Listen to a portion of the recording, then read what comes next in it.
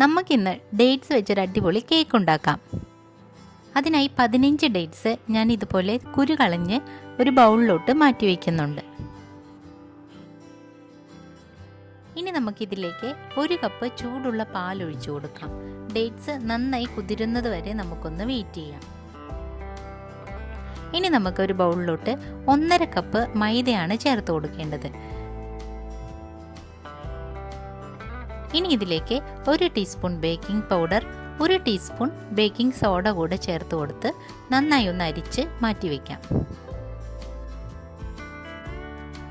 ഇനി അടുത്തതായി നമ്മളുടെ ഡേറ്റ്സ് നന്നായി കുതിർന്നു വന്നിട്ടുണ്ട്. ഇതൊന്ന് അടിച്ചെടുക്കാം. ഞാൻ മിക്സിയുടെ ജാറിലിട്ട് ജസ്റ്റ് ഒന്ന് ക്രഷ് ചെയ്തെടുത്തിട്ടുണ്ട്. നന്നായി അരിച്ചിട്ടില്ല. നമ്മൾക്ക് വേണമെങ്കിൽ വിസ്ക് കൊണ്ട് നന്നായി ഒന്ന് ഒടിച്ചു കൊടുക്കാവുന്നതാണ്. ഇനി നമുക്ക് ഇതിലേക്ക് 1 ടീസ്പൂൺ പാൽ കൂടി ഞാൻ ചേർത്ത് കൊടുത്തിട്ടുണ്ട്.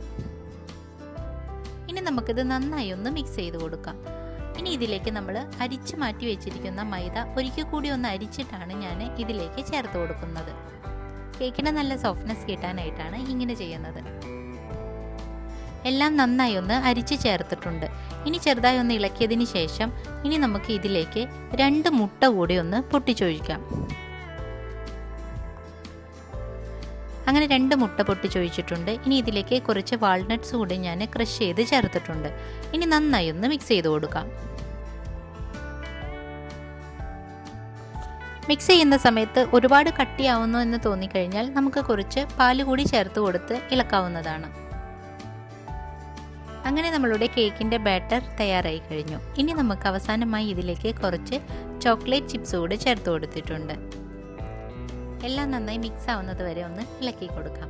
ഇനി ഒരു ട്രേയിലോട്ട് കുറച്ച് ഞാൻ നെയ്യ് തടവി മൈദ ഇട്ട് കൊടുത്തിട്ടുണ്ട്. ഇനി ആ ട്രേയിലോട്ട് നമുക്ക് കേക്കിൻ്റെ ബാറ്റർ ഒന്ന് ഫില്ല് ചെയ്ത് കൊടുക്കാം.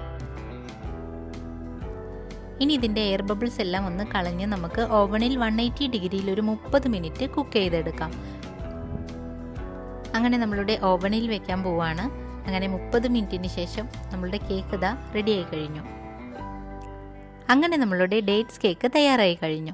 ഷുഗർ ഒന്നും ചേർക്കാതെ തന്നെ ഡേറ്റ്സിൻ്റെ ടേസ്റ്റിൽ ഒരു അടിപൊളി കേക്ക്.